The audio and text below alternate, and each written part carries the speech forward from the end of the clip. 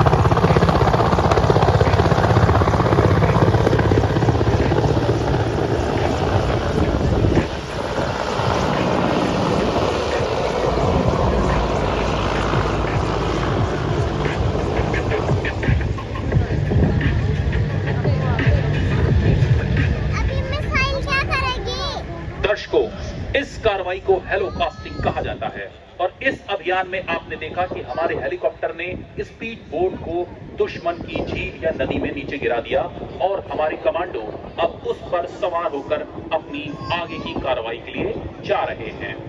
आप देख रहे हैं कि हेलीकॉप्टर से स्पीड बोट को नीचे उतारने के बाद कमांडो कितनी फुर्ती से आगे बढ़ रहे हैं। What you have witnessed is an amalgamation of robust engineering, dedicated training, supreme dexterity, absolute faith, and systematic coordination. The Special Forces boat is now headed towards Korak with retrieval. Our Special Forces troops are trained in combat search and rescue, destruction of enemy air defense, surveillance, and reconnaissance. And after they have retrieved the boat, you can see two Chinooks flying right in front of you in Beam 1 and Beam 2.